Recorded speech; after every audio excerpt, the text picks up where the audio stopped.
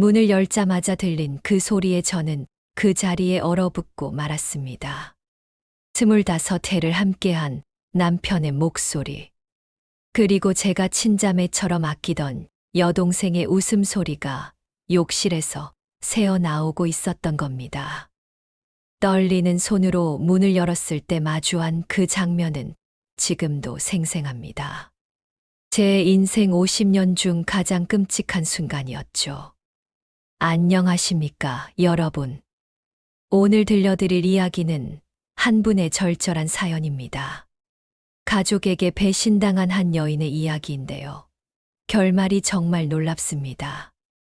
끝까지 들어보시면 인생의 반전이 무엇인지 깨닫게 되실 겁니다. 구독과 좋아요, 알림 설정까지 꼭 부탁드립니다. 다음 사연도 가장 먼저 받아보실 수 있으니까요. 제 이름은 김순자입니다. 올해 51살이고요. 26살에 결혼해서 25년을 한 남자와 살아왔습니다. 남편 대식이는 건설회사 과장으로 일하는 성실한 사람이었습니다. 대학생 아들 하나를 키우며 그럭저럭 평온하게 살았죠. 주변에서 보기엔 별 탈 없는 가정이었습니다. 그런데 작년 9월 어느 토요일 오후 모든 게 무너져 내렸습니다. 그날따라 몸이 좋지 않아서 친구들과의 약속을 취소하고 일찍 집으로 돌아왔습니다. 평소 같으면 오후 5시는 되어야 들어오는데 그날은 2시도 안 된 시간이었죠. 현관문을 열고 들어서는 순간 이상한 느낌이 들었습니다. 집안이 너무 조용했거든요. 신발장을 보니 남편 구두와 제 동생 순이의 운동화가 나란히 놓여 있었습니다. 순이는 3달 전부터 저희 집에 얹혀 살고 있었습니다. 남편이 사업을 망치는 바람에 갈 곳이 없어진 동생을 제가 데려온 거였죠. 불쌍한 동생을 어찌 외면하겠습니까? 남편 대식이도 처제가 어려울 때 도와주는 게 당연하다며 흔쾌히 받아들였습니다. 거실을 지나 안방 쪽으로 걸어가는데 욕실에서 웃음소리가 들렸습니다. 여자 목소리, 남자 목소리가 섞여서 들려오는 겁니다. 가슴이 철렁 내려앉았습니다. 설마 하는 마음에 욕실 문 앞으로 다가갔습니다. 문틈으로 소리가 새어 나왔습니다. 오빠, 등 좀 밀어줘요. 순이의 목소리였습니다. 천천히, 시간 많으니까. 대식이의 목소리가 이어졌습니다. 온몸에 소름이 돋았습니다. 떨리는 손으로 문고리를 잡고 돌렸지만 안에서 잠겨 있었습니다.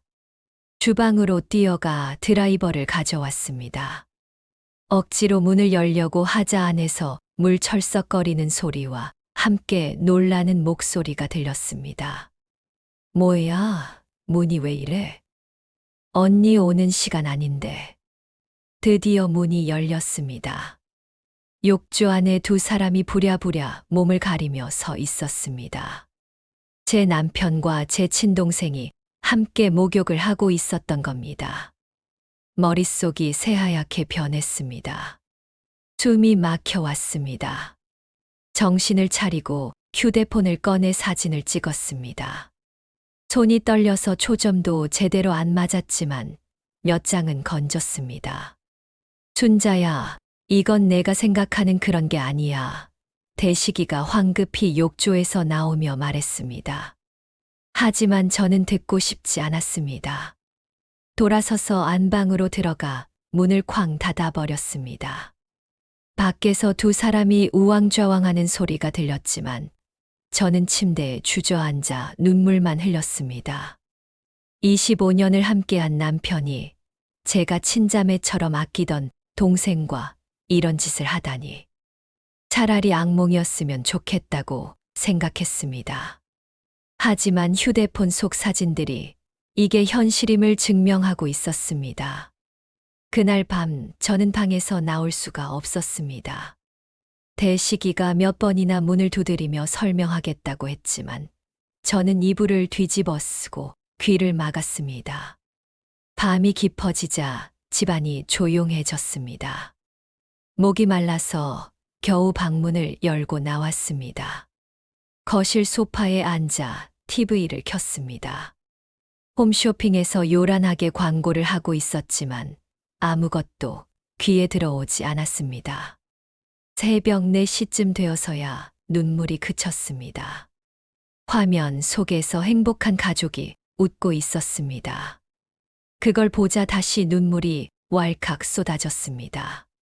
소리 없이 울며 밤을 지새웠습니다. 다음 날 오후 아들이 학교에 가고 대식이가 출근한 뒤 순이를 불렀습니다. 방에서 나오지 않던 순이가 겨우 문을 열고 나왔습니다. 얼굴이 퉁퉁 부어 있었습니다. 베란다로 나와. 할 말이 있어. 9월의 바람이 차갑게 불어왔습니다. 빨래 건조대 옆에 마주 선 순이는 고개를 들지 못했습니다. 언제부터야? 단도직입적으로 물었습니다. 순이의 어깨가 움찔했습니다. 언니, 대답해. 언제부터 내 남편이랑 그런 사이가 된 거야? 순이가 무릎을 꿇고 주저앉았습니다. 베란다 바닥에 눈물이 뚝뚝 떨어졌습니다. 한 달쯤 됐어. 내가 술 마시고 울고 있을 때 오빠가 위로해줬어. 그때 내가 먼저 안았어. 너무 외롭고 힘들었어. 저는 주머니에서 휴대폰을 꺼내 어제 찍은 사진을 들여다봤습니다. 흐릿하지만 두 사람의 모습이 선명했습니다. 그래서 위로가 욕조에서 같이 목욕하는 것까지 가는 거야. 언니, 미안해. 정말 미안해. 순이가 울먹이며 고개를 더 숙였습니다. 보름 전에 술 마시고 들어온 밤에 그날 오빠랑 선을 넘었어. 그 뒤로 4-5번쯤 한 번의 실수가 아니라 여러 번이었다는 사실에 다리에 힘이 풀렸습니다. 빨래 건조대를 붙잡고 겨우 서 있었습니다. 그때 베란다 문이 열렸습니다. 회사에 병가를 낸 대식이가 서 있었습니다. 세 사람이 베란다에 서 있었습니다. 어제의 일이 생생했습니다. 그 충격과 배신감이 차가운 공기 속에 무겁게 가라앉았습니다. 이제 어떻게 할 거야? 둘이서 계속 이렇게 살 거야. 저는 두 사람을 번갈아 보며 차갑게 물었습니다. 25년 결혼 생활이 한순간에 무너져 내렸습니다. 가슴이 찢어지는 것 같았지만 눈물은 나오지 않았습니다. 그저 차가운 분노만이 온몸을 지배했습니다. 베란다를 나와 안방으로 들어갔습니다. 대식이가 뒤따라 들어와 저를 붙잡았습니다. 순자야, 잠깐만. 제발 내 말 좀 들어봐. 뭘 더 들어? 충분히 봤어. 대식이는 말문이 막혔습니다. 변명할 여지가 없다는 걸 알고 있었습니다. 한참을 침묵하다가 고개를 떨구며 말했습니다. 미안해. 정말 미안해. 그게 그날 우리가 나눈 마지막 대화였습니다. 대식이는 그날부터 작은 방으로 옮겼고 순이는 방에서 거의 나오지 않았습니다. 한 집에 세 사람이 산다는 게 지옥 같았습니다. 나흘째 되던 날 친구 영숙이한테서 전화가 왔습니다. 순자야, 무슨 일 있어? 목소리가 왜 그래? 아니야, 별일 없어. 거짓말하지 마. 지금 집이지? 나 지금 갈게. 1시간 뒤 영숙이가 왔습니다. 며칠 사이 망가진 제 모습을 보고 깜짝 놀랐습니다. 거실에서 차를 마시며 이야기를 시작했는데 화장실에서 물 내리는 소리가 들렸습니다. 순이가 방에서 나온 모양이었습니다. 순이가 아직도 여기 있어. 왜 인사도 안 하고 가? 영숙이가 물었습니다. 더 이상 숨길 수가 없었습니다. 떨리는 목소리로 그날의 일을 다 털어놨습니다. 영숙이는 충격으로 입을 다물지 못했습니다. 한참 후 가방에서 명함을 꺼냈습니다. 이혼 전문 변호사야. 지금이라도 상담받아. 그리고 증거는 다 모아둬. 그날부터 저는 마음을 다잡았습니다. 대식이의 모든 행동을 지켜봤습니다. 밤늦게 베란다에서 통화할 때, 새벽에 거실에서 휴대폰 볼 때, 패턴이 보이기 시작했습니다. 일주일째 되던 날 저녁, 대식이가 샤워하는 동안 거실 테이블에 휴대폰이 울렸습니다. 화면에 뜬 메시지를 보고 숨이 멎는 것 같았습니다. 순이었습니다. 오빠, 요즘 잠 못 자는 것 같던데 걱정돼요. 같은 집에 있으면서 문자로 안부를 묻다니. 제 존재를 완전히 무시하고 있었습니다. 재빨리 제 휴대폰으로 그 화면을 찍었습니다. 증거가 또 하나 늘었습니다. 열흘째 되던 날, 영숙이가 다시 전화했습니다. 변호사는 만났어. 너 혼자 그 집에 계속 있으면 미쳐. 우리 집에 와서 며칠 쉬어. 더 이상 버틸 자신이 없었습니다. 간단히 옷을 챙겨서 영숙이 집으로 갔습니다. 택시 안에서 마음을 굳게 먹었습니다. 두 사람의 배신에 상응하는 대가를 반드시 받아내겠다고. 차갑게 그리고 철저하게 준비하겠다고 다짐했습니다. 영숙이 집에서 일주일을 보냈습니다. 그동안 변호사를 만나 이혼 절차를 상담받았습니다. 매일 저녁 아들과 통화하며 마음을 다잡았습니다. 아들이 계속 엄마를 찾는다는 말에 더 이상 미룰 수 없었습니다. 집에 돌아온 건 오후 3시쯤이었습니다. 현관문을 열고 들어서니 묘한 위화감이 들었습니다. 분명 우리 집인데 뭔가 달라진 느낌이었습니다. 거실로 들어서니 대식이와 순이가 소파에 나란히 앉아 있었습니다. 테이블에는 소주병과 맥주캔이 놓여 있었고 두 사람 사이 거리가 불편할 정도로 가까웠습니다. 제가 들어온 것도 모르고 대식이가 순이에게 말하고 있었습니다. 어차피 순자는 이혼 못해. 애도 있고 체면도 있고. 그 순간 속에서 무언가가 끌어올랐습니다. 일주일 동안 제가 얼마나 고통스러웠는지는 안중에도 없는 모양이었습니다. 순이가 먼저 저를 발견하고 벌떡 일어섰습니다.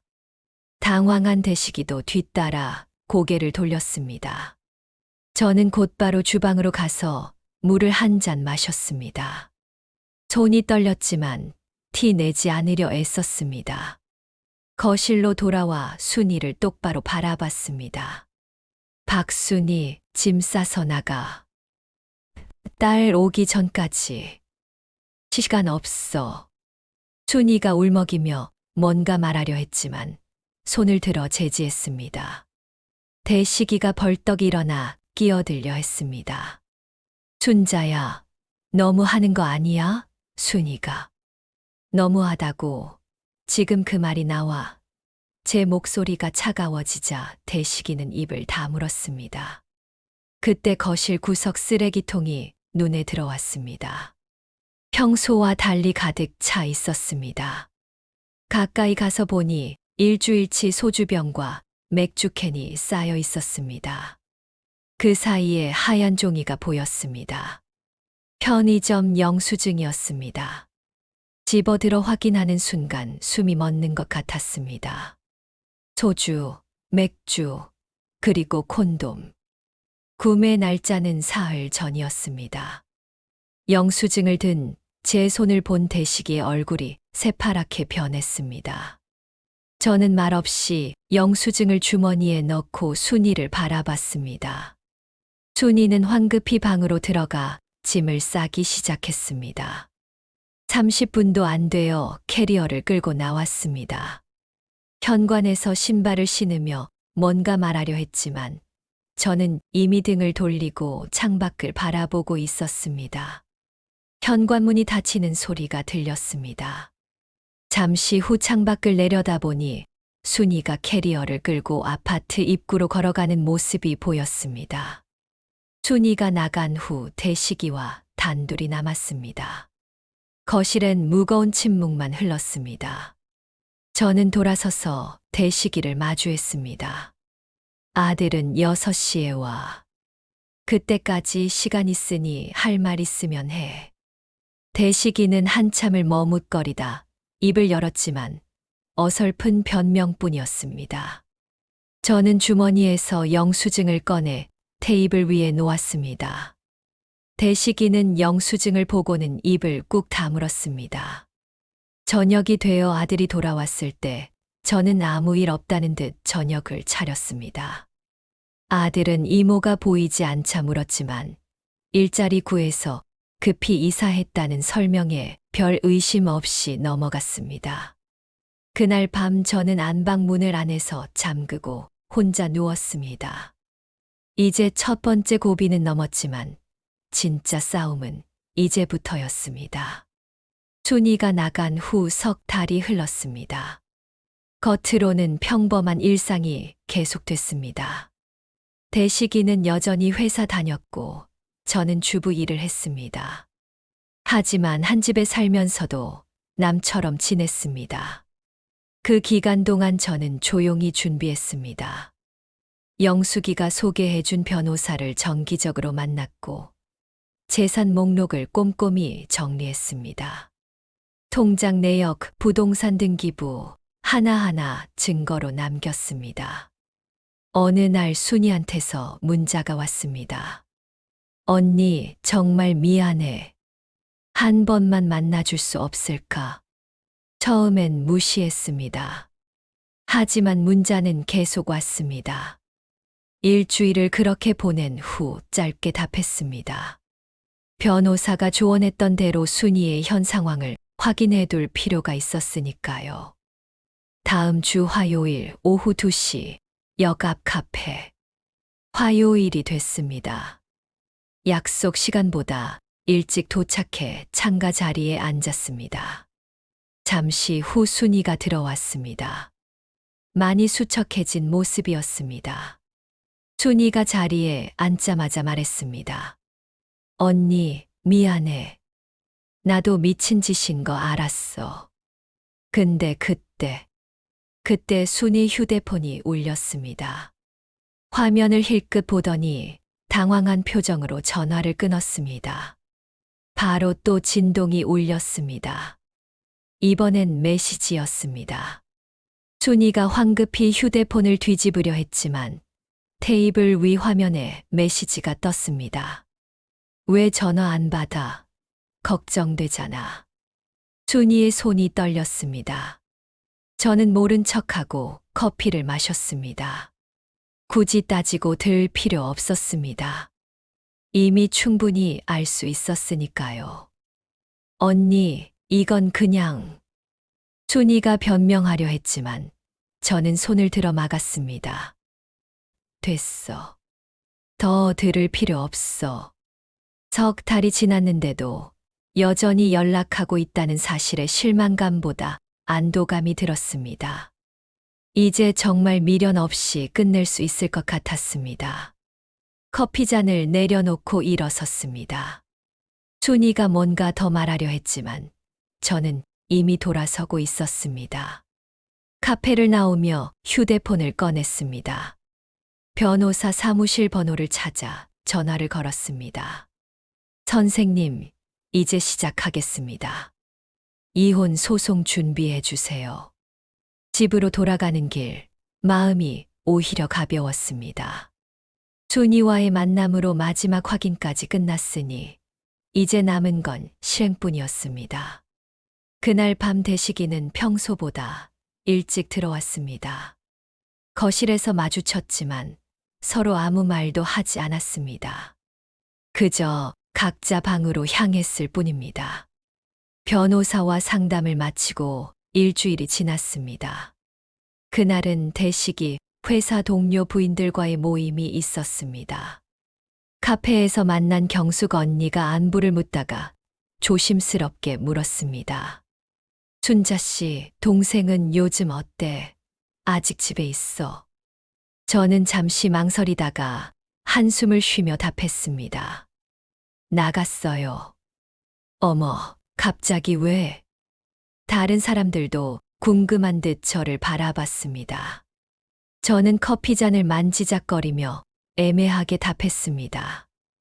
여러 가지로 불편한 일이 있어서요. 경숙 언니가 눈치 빠르게 말했습니다. 아, 그래.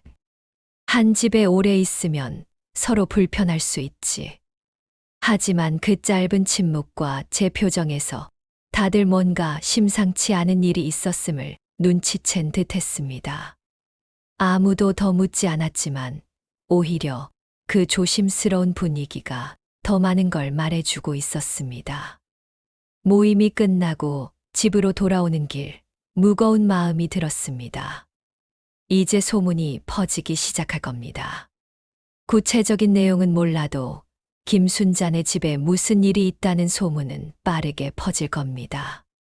한 달이 지나면서 대식이는 눈에 띄게 변했습니다. 퇴근 시간이 점점 늦어졌고 집에 와서도 말수가 줄었습니다. 어느 날 밤 대식이가 술에 취해 중얼거렸습니다. 회사 사람들이 다들 이상하게 봐. 아무도 대놓고 묻진 않는데 다 아는 것 같아. 저는 그를 차갑게 바라보다가 아무 말 없이 방으로 들어갔습니다. 소문이란 게 그런 겁니다. 정확한 내용은 몰라도 뭔가 있다는 분위기만으로도 사람을 고립시키기에 충분했습니다. 설날이 다가왔습니다. 대식이는 시댁에 가지 말자고 했지만 저는 가야 한다고 했습니다. 어차피 마지막이 될 명절이니까요. 평소엔 반갑게 맞아주시던 시어머니가 인사도 제대로 받지 않으셨습니다. 식사 준비를 하다가 시어머니가 갑자기 말씀하셨습니다. 순자야, 내가 순이를 내쫓았다며? 칼질하던 손을 멈추고 시어머니를 봤습니다. 그래서 우리 대식이가 회사에서 이상한 소문에 시달린다는 거야. 며느리가 시댁 망신을 이렇게 시켜. 시아버지도 거실에서 큰 소리로 거들었습니다. 남편이 좀 실수했다고 난리를 쳐서 회사까지 못 다니게 만들면 어떡해. 그 순간 25년 동안 참고 삼켰던 것들이 치밀어 올랐습니다. 저는 앞치마를 벗으며 조용히 말했습니다. 실수요. 두 사람이 함께 욕조에 있는 걸 제가 직접 봤는데도요. 시어머니의 얼굴이 굳었다가 다시 붉어졌습니다. 그래도 그렇지. 조용히 넘어갈 수도 있는 일을. 저는 더 이상 들을 수 없었습니다. 부엌을 나와 거실로 갔습니다. 대식이는 고개를 숙인 채 아무 말도 못하고 있었습니다. 먼저 가보겠습니다. 가방을 들고 현관으로 향하는데 시어머니가 따라 나오셨습니다. 명절의 며느리가 이게 무슨 짓이야? 돌아서지 않고 신발을 신으며 말했습니다. 25년 동안 명절마다 왔습니다. 이제 그만해도 되지 않을까요? 시댁을 나와 택시를 타고 집으로 오는 길, 오히려 마음이 편해졌습니다. 이제 정말로 끝이 보이기 시작했습니다. 그 일이 있고 2달이 더 지났습니다. 대식이는 회사에서 점점 더 고립됐고 결국 스스로 사표를 제출했습니다.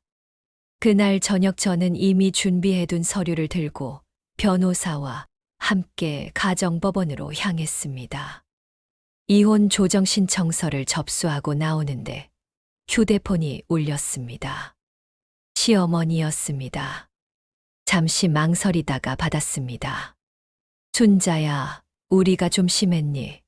그래도 이혼은. 대식이도 후회하고 있어.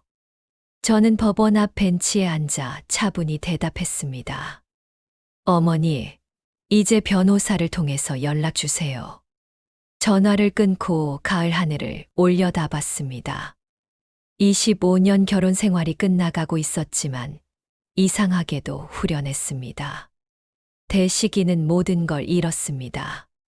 직장도, 가정도, 부모님의 신뢰까지도. 그게 그가 치러야 할 대가였습니다. 그런데 이게 웬일입니까? 이혼 재판이 진행되던 중 충격적인 사실이 드러났습니다.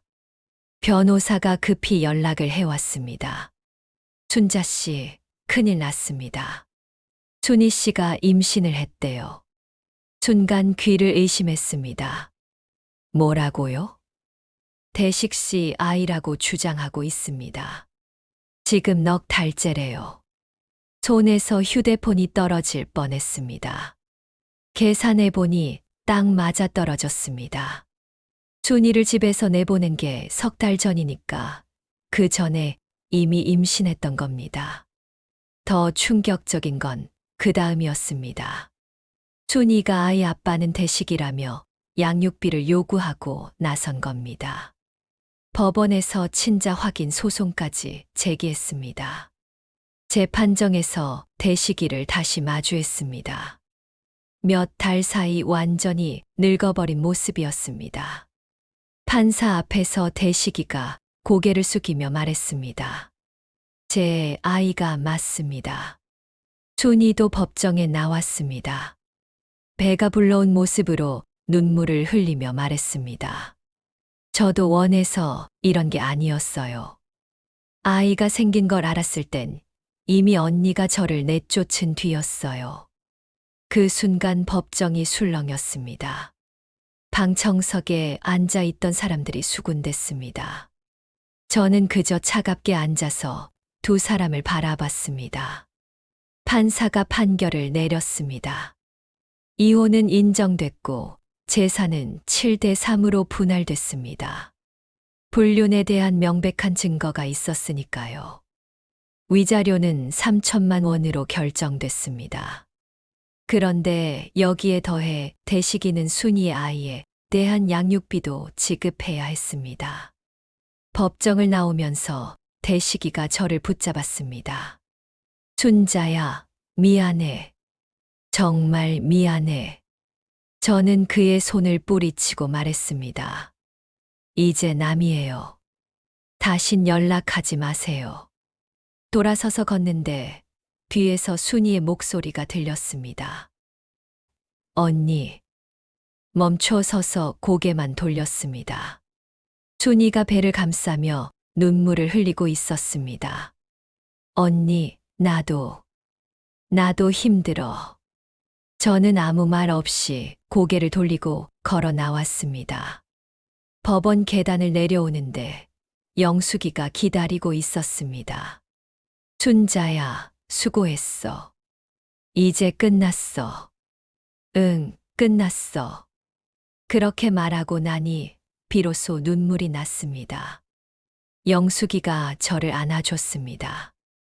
2년이 흘렀습니다. 이혼 후 저는 재산 분할로 받은 돈과 위자료를 합쳐 작은 꽃집을 열었습니다. 원래부터 꽃을 좋아했고 무엇보다 새로운 일이 필요했습니다. 동네 상가 1층에 아담한 가게였지만 햇빛이 잘 들어와 꽃들이 예쁘게 자랐습니다. 아들은 대학을 졸업하고 취직을 했습니다. 처음엔 부모 이혼의 충격을 받았지만 시간이 지나면서 이해했습니다. 지금은 주말마다 가게에 들러 일을 도와주기도 합니다. 그렇게 새로운 일상이 자리 잡아가던 어느 날이었습니다. 가게에서 꽃을 다듬고 있는데 낯선 여자가 들어왔습니다. 30대쯤 돼 보이는 단정한 인상의 여자였습니다. 어서 오세요. 무슨 꽃 찾으세요? 여자가 망설이다가 입을 열었습니다. 저, 김순자 씨 맞으시죠? 순간 이상한 느낌이 들었습니다. 네, 그런데요? 제 소개를 먼저 해야 할 것 같네요. 저는 박미란이라고 합니다. 김대식 씨의 전 부인입니다. 손에 들고 있던 가위를 떨어뜨릴 뻔했습니다. 대식이의 전 부인이라니 미란 씨가 조심스럽게 말을 이었습니다. 놀라셨죠? 저도 최근에야 알았어요. 김대식이란 사람이 재혼했다가 또 이혼했다는 걸. 재혼이요? 저는 의자를 권하며 물었습니다. 네. 저하고 이혼한 지 10년 됐어요. 그때도 바람을 피워서 이혼했죠.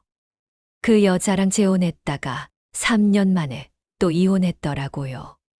머리가 복잡해졌습니다. 그럼 대식이는 저와 결혼하기 전에 이미 한 번 결혼했던 거였습니다. 그걸 제가 왜 몰랐을까요? 호적을 세탁했나 봐요. 저도 최근에 우연히 알게 됐어요. 공통 지인을 통해서요. 미란 씨가 가방에서 서류 뭉치를 꺼냈습니다. 이것 좀 보세요. 서류를 펼쳐보니 대식이와 미란 씨의 혼인 신고서, 이혼 확인서가 있었습니다. 날짜를 보니 제가 대식이를 만나기 3년 전이었습니다. 그런데 왜 저를 찾아오신 거예요?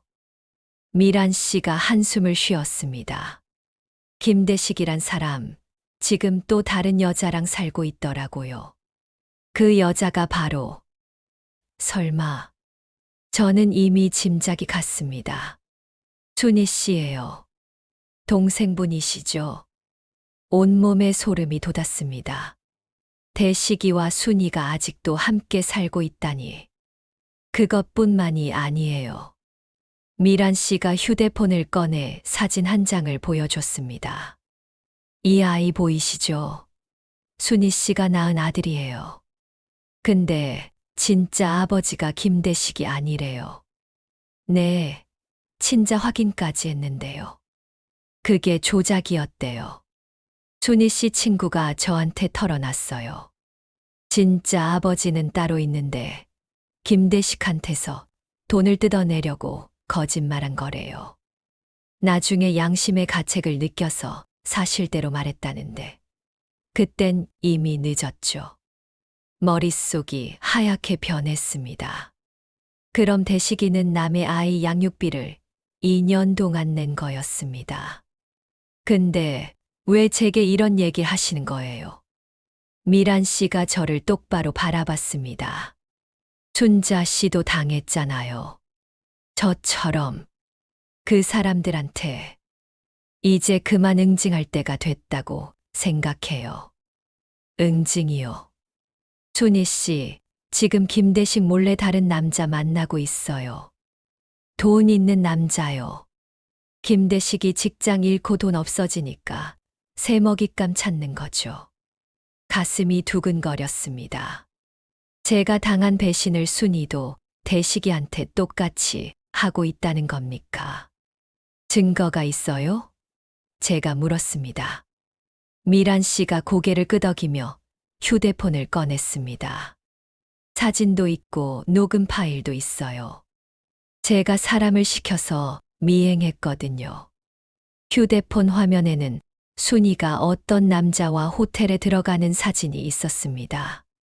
날짜를 보니 불과 일주일 전이었습니다. 이걸 김대식한테 보내면 어떻게 될까요? 미란 씨가 웃으며 말했습니다. 재미있지 않겠어요? 저는 잠시 망설였습니다. 복수할 기회가 온 겁니다. 하지만 미란 씨, 그 사람들은 이제 제 인생에 없는 사람들이에요. 굳이 제가 나설 필요가 있을까요? 미란 씨가 의외라는 표정을 지었습니다. 정말 괜찮으세요? 그 사람들 때문에 얼마나 고생하셨는데. 괜찮아요. 이제는요. 저는 진심으로 그렇게 말할 수 있었습니다. 그 사람들끼리 알아서 망가질 거예요. 제가 굳이 손 쓸 필요 없어요. 미란 씨가 한참을 저를 바라보다가 고개를 끄덕였습니다. 대단하세요. 저도 순자 씨처럼 그렇게 내려놓을 수 있었으면 좋겠네요. 시간이 필요해요. 저도 2년이 걸렸으니까요. 저는 미란 씨에게 차를 권했습니다. 그나저나 미란 씨는 어떻게 지내세요? 저요? 재혼했어요. 좋은 사람 만나서 잘 살고 있어요. 다행이네요. 미란 씨가 가게를 둘러보며 말했습니다. 여기 분위기 참 좋네요. 꽃들도 예쁘고 감사합니다. 손님들이 많이 찾아주셔서 그럭저럭 운영하고 있어요. 미란 씨가 일어서며 명함을 꺼냈습니다. 혹시 마음 바뀌시면 연락 주세요. 증거 파일 드릴게요. 명함을 받아들고 미란 씨를 배웅했습니다. 가게 문을 닫고 한참을 생각에 잠겼습니다.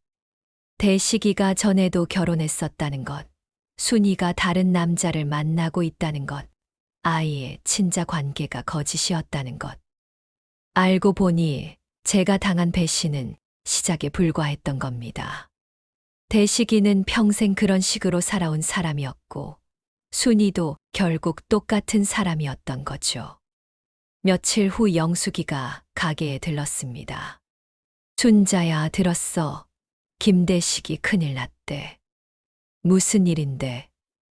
순이가 바람 피운 거 들켰대. 그것도 아주 대판이야. 김대식이 그 남자 직장까지 찾아가서 난리를 쳤다더라. 저는 놀라지 않았습니다. 미란 씨가 결국 증거를 보냈나 봅니다. 그래서 순이는 그 남자 따라 다른 지방으로 내려갔대. 아이는 김대식이 키우고 있다는데 나중에 친자 확인 다시 해보니까 남의 아이래. 완전 개판이지 뭐야. 영숙이가 혀를 찼습니다. 인과응보란 게 있긴 있나 봐. 순자 내가 당한 일을 이제 김대식이 똑같이 당하네. 저는 아무 말 없이 꽃을 다듬었습니다. 복수할 필요도 없었습니다. 그 사람들은 스스로 무너지고 있었으니까요. 근데 너는 정말 대단해.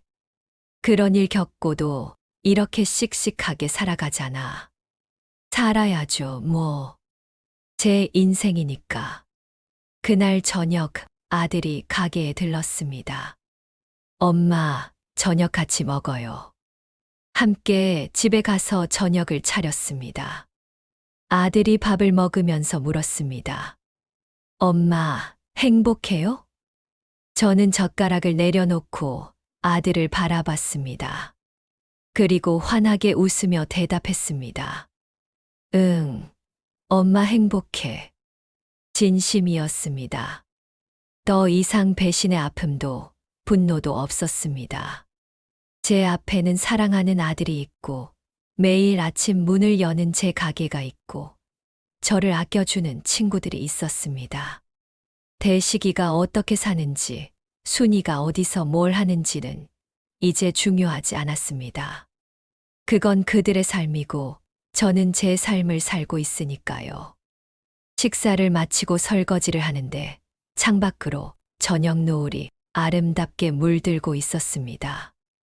50년을 살면서 가장 큰 배신을 당했지만 그 덕분에 진짜 중요한 게 무엇인지 알게 됐습니다. 그건 바로 나 자신이었습니다.